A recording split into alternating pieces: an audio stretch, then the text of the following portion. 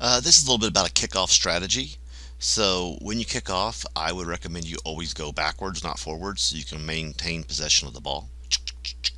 So, and this is a 7v7 setup, but the concepts we're going to talk about apply to every level of soccer.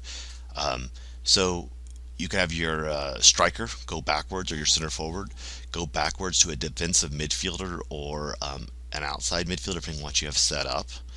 And then what I will sometimes do is I will get players to go on free runs if I have a good leg of a player, and push them towards the box, where this player will then look to make a long pass up the field to try to isolate this player against an outside back, maybe cut in on their right foot and get a shot off. That's the ideal. So we basically, you're just always trying to draw the defender. So if they got to start at the top of the box, right? So let's say they're there and they are here.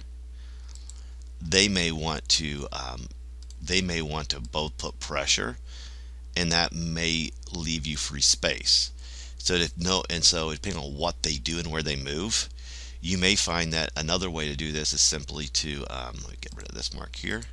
Is that once the ball goes back, have your forward move up the field, and you may find that there is a direct pass right back up to the forward, straight down the middle of the field, where now you might be able to bring in both of your outside players, if you got two of them, or another forward, and join the attack and have a 3-on-3. Maybe a 3 on, because it depends on how aggressively they rush up the field. So that's an option to go straight back up the middle. And then your other option is basically all called play with it. One of the things you're always trying to do is trying to suck defenders in.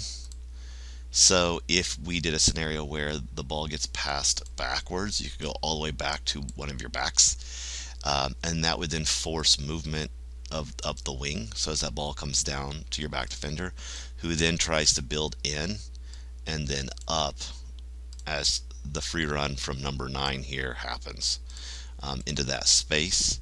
And then we can have another back run here trying to fill this gap so that we can get into the attack again. So you have some options as far as what you would like to do, but you can't just dribble forward with one player. That's not an option. And I wouldn't just tap the ball to a player in a short space right here, where the players are all going to try to attack the ball and you'll lose it instantly. So that's the offensive side of it. Let's talk about defense of it. The best thing you can do defensively is just be disciplined and find compactness in space.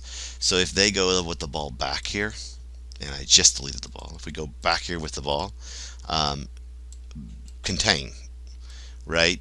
If someone's close, maybe they put pressure, but the next person tries to contain so that you can immediately get into a good defensive shape in order to try to stop them from building up the attack. Instead of being beat because you're overly aggressive, potentially with two players, and leaving a space for the ball to come in between, or you're overly aggressive and you get a ball that goes all the way through and you're left isolated. So sometimes the better option is okay, who's got pressure, who's got cover as they make the move, and that way, even if this ball gets played through, you can still potentially get there and help double team that ball no matter if you go forward or not. So that's the strategy for the kickoffs as far as what you might want to consider.